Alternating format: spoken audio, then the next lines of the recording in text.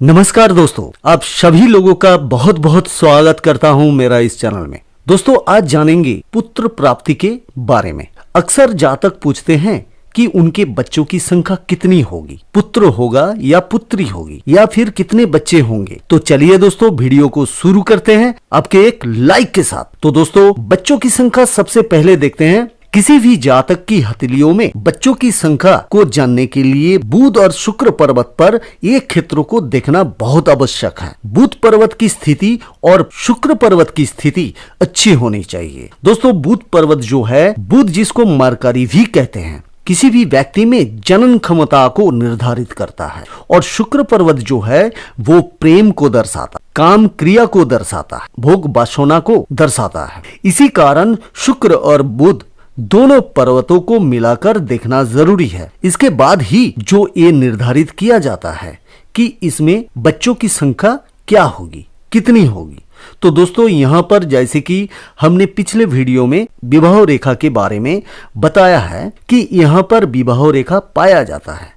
विवाह रेखा इस प्रकार से कनिष्ठिका उंगली के नीचे से और हमारी हृदय रेखा के ऊपर इस स्थान पर बुध पर्वत के साइड में विवाह रेखा किनारे से निकलती है। और दोस्तों, विवाह रेखा के ऊपर में अक्सर संतान रेखा देखा जाता है। ऐसे छोटी छोटी और पतली रेखाएं होते हैं, इस प्रकार से दिखती है। दोस्तों, संतान रेखा जो है वो बहुत ही सूक्ष्म तरीके से ध्यान पूर्वक देखना होता है, क्योंकि संतान रेखा हमेशा ही अस्पष्ट स्थिति में देखने को मिलता है। इसीलिए आपको लेंस वाले ग्लास का जो है प्रयोग करना पड़ेगा। ऐसे तो ये संतान रेखा पुरुष के हाथों में स्पष्ट रूप से भी दिखाई देता है, लेकिन फीमेल की हथेलियों में संतान रेखा बहुत ही सूक्ष्म होती है।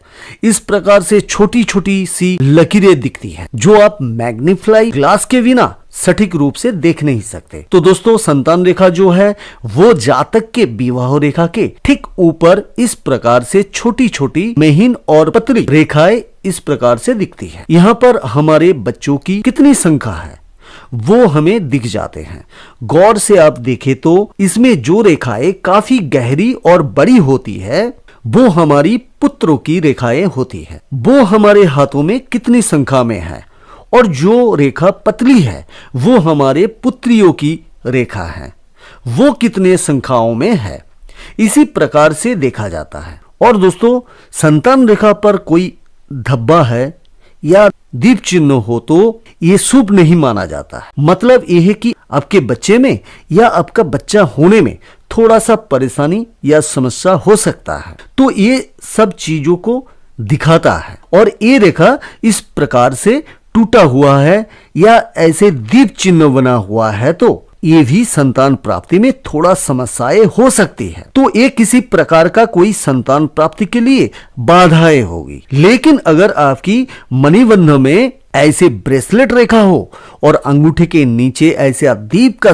साइन हो और उसके साथ अन्य रेखाएं भी आपकी स्पष्ट है, तो इस सिचुएशन में आपको संतान प्राप्ति अवश्य होगी। और यहाँ पर यह दर्शाता है कि कितनी संख्या में आपके पुत्र पुत्रियां होगी। तो ये जो गहरे हैं और बड़े रेखा जो है थोड़ी मोटी और भूरी, वो पुत्र रेखाओं की संख्या मानी जाती है। और जो थोड़ी पतली और छोटी वाली रेखाएं हैं वो सारी पुत्री रेखा की संख्या से जोड़कर देखा जाता है। ऐसे तो संतान रेखा हाथों में 6-7 नजर आती है, उससे भी ज्यादा होती है। लेकिन आज के समय में तो 2-3 बच्चों से ज्यादा लोग आगे बढ़ते नहीं हैं। और दोस्तों, आजकल बहुत लोग तो एक बच्चे से ही संतुष्ट रहते हैं। और दोस्तों, संतान रेखा बुध क्षेत्रों के अलावा हमारे शुक्र पर्वत पर भी होता है। जो शुक्र पर्वत पर इस प्रकार से रेखाएं बनती है, इसमें से जो भी स्पष्ट और निर्दोष रेखा बनती है उससे भी संतान की संख्या को निर्धारित करते हैं। बहुत सारे ज्योतिष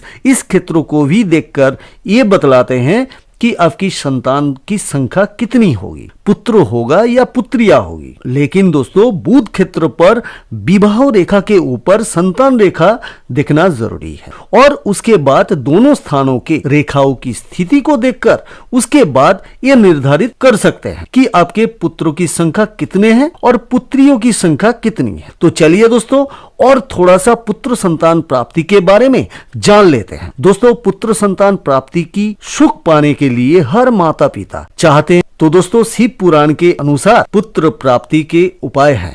आजकल हम देखते हैं कि कुछ लोग पुत्र प्राप्त करने से वंचित रह जाते हैं, इसलिए हम आपको बताने जा रहे हैं शिव पुराण में वर्णित कर ऐसे उपाय जिनके करने से पुत्र की प्राप्ति अवश्य होते हैं। अगर कोई पति पत्नी ये उपाय करने में सफल हो जाए तो उन्हें पुत्र की प्राप्ति अवश्य होती है। पुत्र प्राप्ति के सरल उपाय शिव पुराण में बताया गया है कि पुत्र प्राप्ति इच्छा के साथ शिव जी के व्रत करने चाहिए। ये व्रत लगभग 11 दिनों तक करने चाहिए और उसके साथ शिव जी का महिमा का पाठ भी करना चाहिए। व्रत के दौरान गरीब बच्चों को भोजन और उपहार देना चाहिए। ऐसा करने से बहुत पुण्य मिलता है। इससे शीघ्र आपके जीवन में पुत्र प्राप्ति के योग बन जाते हैं। आपको विश्वास के साथ शिव जी से पुत्र की कामना करना चाहिए। श्रद्धा भाव से ऐसा करने से पुत्र प्राप्ति जरूर होता है, ऐसा शिव पुराण में वर्णित किया गया। साथ ही हर सोमवार के दिन सुबह उठकर शिव जी का 108 पाठ अवश्य करना चाहिए। इससे आपकी पुत्र प्राप्ति जरूर होंगे। उम्मीद करता हूँ दोस्तों ये वीडियो आपके लिए काफी इंफॉर्मेशन रहा होगा, तो लाइक शेयर सब्सक्राइब जरूर कीजिएगा। और दोस्तों, अगर आप अपना प्लान रीड कराना चाहते हैं तो दिए गए नंबर पर कॉल या व्हाट्सएप कर सकते हैं। आप लोगों ने इस वीडियो को यहाँ तक देखा, इसके लिए बहुत बहुत धन्यवाद।